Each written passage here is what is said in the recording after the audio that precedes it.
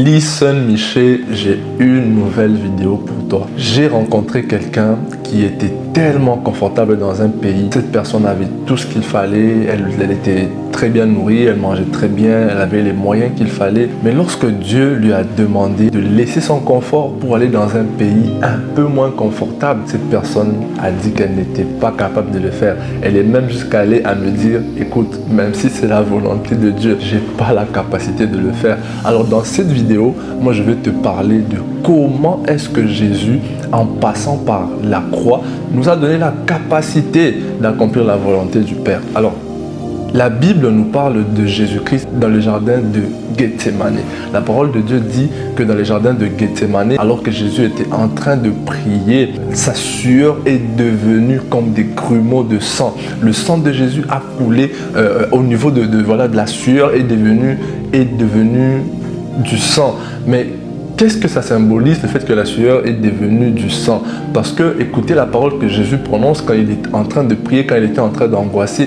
Il dit, Père, s'il est possible que cette coupe s'éloigne de moi, non pas ce que moi je veux, mais que ta volonté soit faite. Ce que tu ne sais pas, c'est que quand Christ était en train de faire cette prière et le sang qui était en train de couler, sachant que le sang est toujours signe d'une alliance, le sang qui était en train de couler était en train de nous donner à nous la capacité d'accomplir la volonté du Père.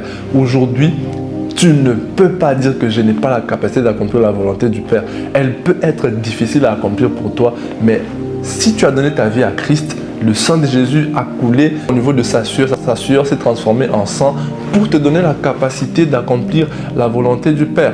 Ne pas accomplir la volonté du Père, c'est un péché. Le péché du grec, qui signifie amarsia, ça signifie rater la cible, rater le but. Et quiconque n'accomplit pas la volonté de Dieu commet un péché d'une certaine manière parce qu'elle est en train de rater sa cible. Donc Christ, en faisant couler son sang dans le jardin de Gethsémane, au niveau de sa sueur qui s'est transformée en des grumeaux de sang, t'a donné la capacité d'accomplir la volonté de Dieu. Aujourd'hui, tu n'as plus d'excuses. Donc si Dieu te dit quitte un point A pour aller vers un point B, je sais que c'est difficile.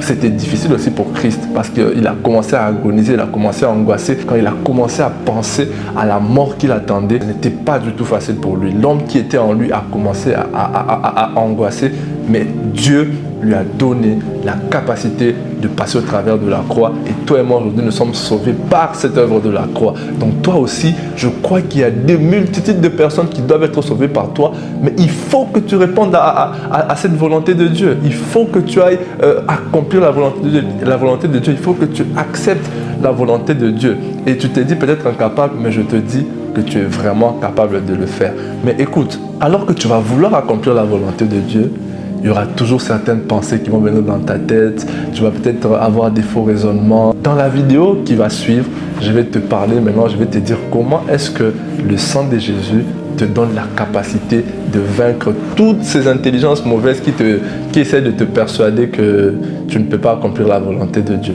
C'était Listen Miché. Que Dieu te bénisse. À la prochaine vidéo.